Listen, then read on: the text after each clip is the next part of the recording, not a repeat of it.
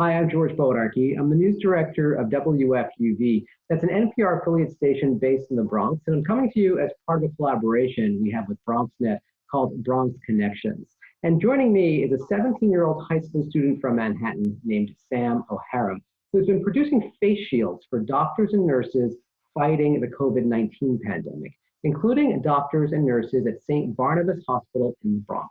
Sam, thanks so much for taking the time to talk with me. Yeah, thank you for inviting me. So where do you go to school? So I go to the Birch Wathen Lenox School, and that's in Manhattan. And how is distance learning going for you? You know, it's going all right. I can't complain. I'm definitely more of a hands-on person. Hence making face shields.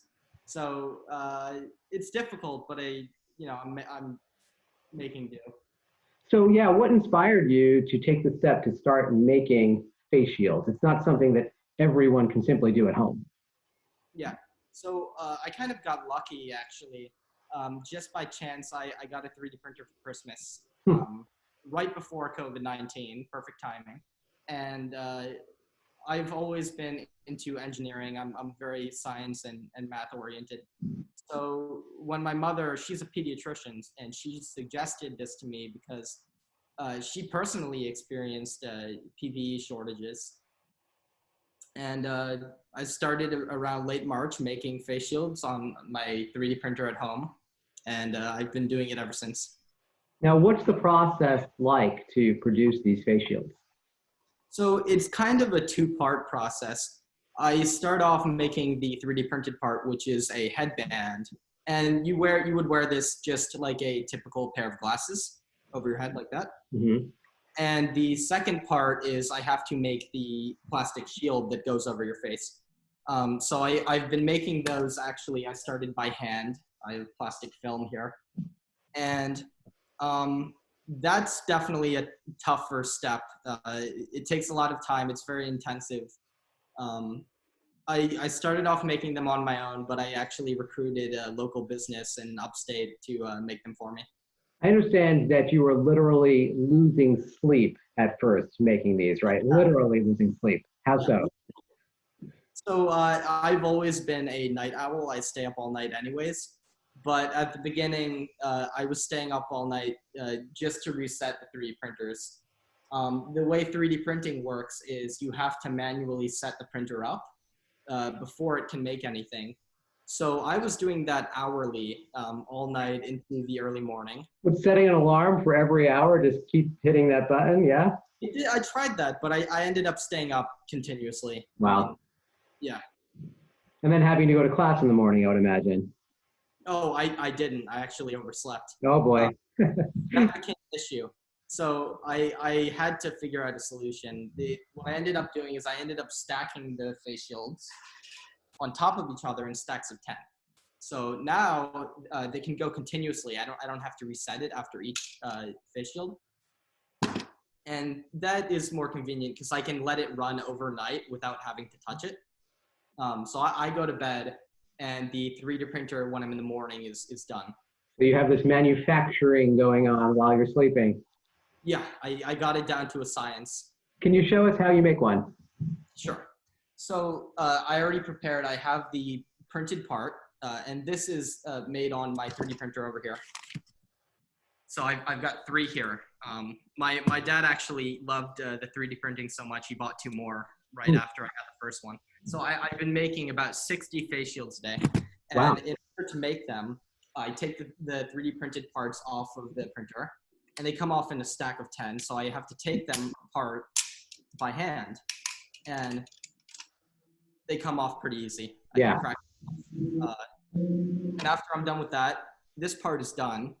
So now I have to assemble the face shield. Mm-hmm. And I use a hole puncher to punch holes in the top because that's where it gets attached to the headband. And for this one, as soon as I deliver these to hospitals, it's very easy. The assembly, you take a headband and you line it up with the hole punched holes, and like this, Mm-hmm. and then it's done. Then you can wear it. There we go. doesn't fall off. I can shake my head. I actually was a bit worried that it would fall off if people are leaning over, but you know, good enough. That's fantastic, Sam. I understand your mom, who's a pediatrician, is actually using this as well, right, in her practice. Yeah, so I started off, one of the first places I ever delivered to was her hospital. And I can't name it for privacy issues, but Sure. her hospital, I donated about 200, 300 of these face shields.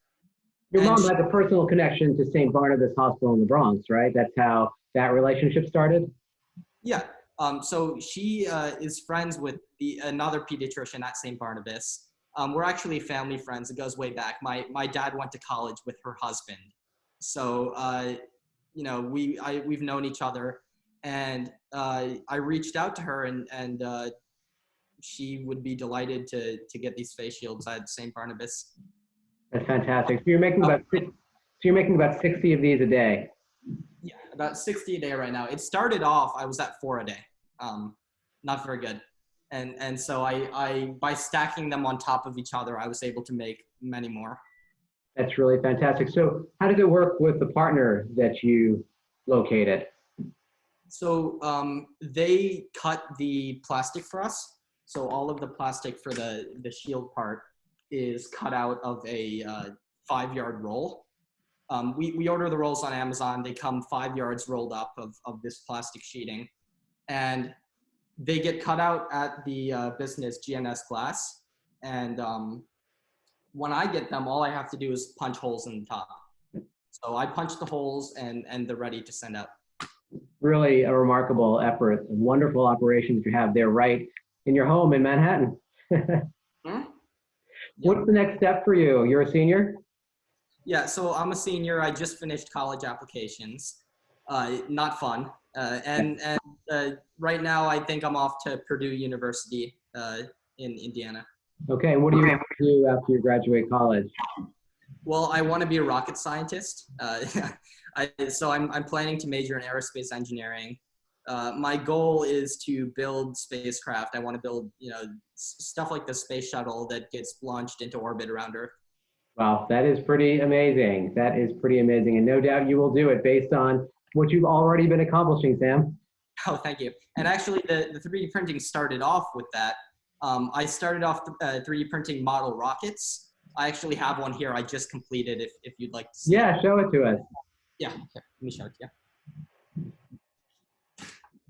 So this is brand new. I finished making this, all 3D printed. Wow. And this is a NASA rocket. This is called the Space Launch System. And I don't know if you've heard, but by 2024, the US is planning to return to the moon. Mm-hmm. It's about 40 years since anybody's been to the moon. And this rocket is going to be the one taking people there. That's amazing, Sam. I'm sure it will be. And I can tell you that I am honored to be able to say that I knew him when. Really? I'm sure, you know, at some point you're going to be somebody, and I appreciate having the opportunity to talk with you now. Sam, thanks so much for your time. Yeah, thank you very much.